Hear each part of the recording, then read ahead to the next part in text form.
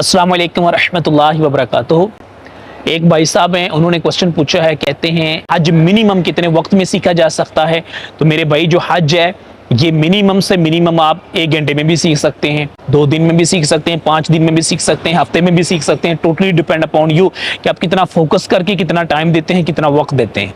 मैं आपको सजेस्ट करूंगा, जो लोग भी हज पे जा रहे हैं, आपके पास 10 दिन है, 15 दिन है, 20 दिन है, फुल फोकस करें। कुछ मुश्किल नहीं है, बहुत आसान है हज।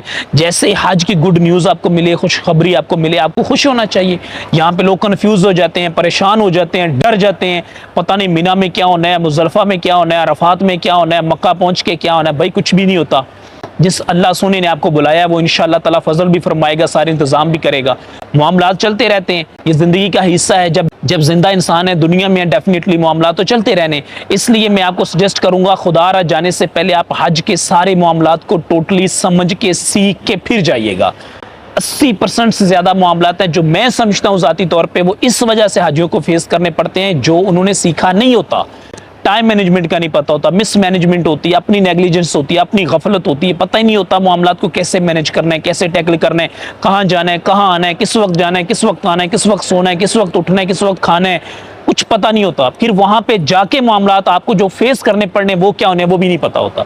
हज इटसेल्फ इजी काम है, क्या मुश्किल है मुझे बताएं। 8 ज़िल-हिज्जा को आपने मिना में पहुंचना है, जोहर असर मगरिब इशा 9 की फजर आपने अदा की, दाने अरफात में आगे दिन आपने वहां पे गुजारा अल्लाह की इबादत में दुआएं करते हुए। मगरिब के बाद जैसे मगरिब हो जाएगी नमाज नहीं पढ़नी, मगरिब के बाद इशा के करीब वहां से आपको मुजल्फा लेके जाएंगे। मुजल्फा पहुंच के आपने मगरिब और इशा दोनों बाजमात नमाजें पढ़ें, सो जाएं, बिस्तर लगाएं, फिर सुबह उठे तहज्जुद के वक्त कंकरियां इकट्ठी करें। वहां से फिर आपने क्या करना है, दुआएं करें। उसके बाद फजर की नमाज पढ़ के आपने वहां से जैसे दूसरे हाजी निकले, आप भी साथ निकले, मिना आ जाए, मिना आके बड़े शैतान को कंकरियां मारें।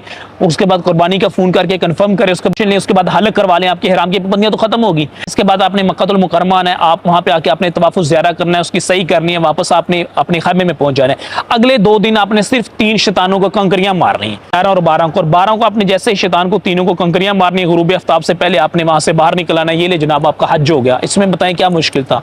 8 ज़िल-हिज्जा की जोहर से लेके 12 ज़िल-हिज्जा की मगरिब से पहले के सारे मामला तो मैंने आपको बता दिए 2 मिनट में। इसमें क्या मुश्किल है, इजी है हज। भाई कोई मुश्किल नहीं है। हज तब मुश्किल होता है जब बेसिकली हमने इसको सीखा नहीं होता, तवज्जो ही नहीं देते। हज पे जाने से पहले लंबी चौड़ी शॉपिंग करते हैं, तैयारियां करते हैं, इसके कितने मामलात में हम कितना फोकस करते हैं, फैमिली वाले भी साथ देते हैं। लेकिन जैसे हमारी रवानगी होती है, वहां पे पहुंचते हैं, हमें पता ही नहीं होता। इसलिए मैं आपको सजेस्ट करूंगा, खुदारा हज को मुकम्मल सीख के जाइएगा। कितने फ़राइज़ हैं, कितने वाजिबात हैं, क्या उनकी तरतीब है, कहाँ कहाँ क्या करना है। भी हज सिर्फ 5 दिन में आपने करना है, लेकिन आपने रहना वहाँ 40 दिन है। 40 दिन में आपने क्या करना है, बाकी दिनों में आपने क्या क्या करना है, ये भी तो सीखना पड़ेगा ना। उम्रा कैसे अदा करना है, यहाँ से जो उम्रा करना है वो कौन सा होता है, जो वहां से करना है वो कैसा होता है। आपने यहाँ से ihram जो एयरपोर्ट से बांधना है, हज के लिए जा रहे हैं, हज महीने बाद ihram आप अभी बांध रहे हैं, कौन सा बांध रहे हैं आप, हज कौन सा कर रहे हैं, तमत्तो कर रहे हैं, अफराद कर रहे हैं, किरान कर रहे हैं, कौन सा कर। वहां पहुंच के जब आपने उम्रा अदा कर लिया, अब आपने दूसरा उम्रा कैसे अदा करना है, मक्का मुकरमा में रहते हुए उम्रा कैसे अदा करना है, मक्का से बाहर से उम्रा कैसे अदा करना है, ये सारे मामला सीख के जाना पड़ेंगे ना। मिना में क्या, मुजल्फा में क्या, अरफात में क्या क्या करना है आपने, वहां की मामूलात क्या है, एडमिनिस्ट्रेटिवली क्या क्या इश्यूज हो सकते हैं आपको, भाई सब कुछ सीखना पड़ेगा।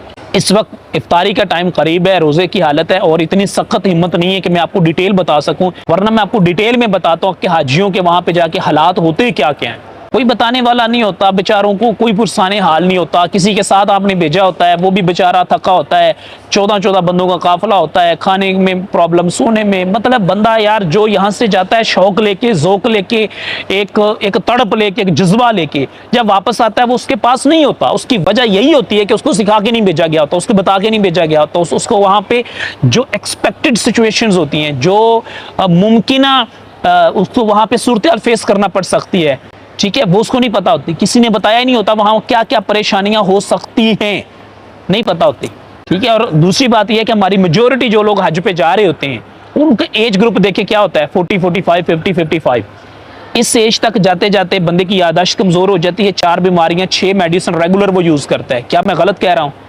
कितने 55 साल के लोग हैं जिनको शुगर है, कितने ब्लड प्रेशर वाले हैं, कितने हार्ट अटैक एक बार हो चुका है, कितने ऐसे हैं जो डिप्रेशन, एंजाइटी और पता नहीं क्या क्या बीमारियां अपने साथ लेके जाते हैं। तो इस एज में जो बंदा जा रहा है, जो 40 दिन यहाँ अकेले नहीं गुजार सकता, यहाँ मामलात को खुद से नहीं संभाल सकता, वो वहां पे जा रहा है और आपने उसकी ट्रेनिंग ही नहीं दी, आपने कुछ सिखाया ही नहीं, आपने कुछ बताया ही नहीं है। भाई औलाद की सबसे बड़ी जिम्मेदारी होती है। मैं हमेशा कहता हूँ मेरी बहुत सारी बातें ऐसी होती है जो वो तल्ख होती हैं, शायद लोगों को बुरी भी लगती हों, लेकिन जो सच है वो सच है।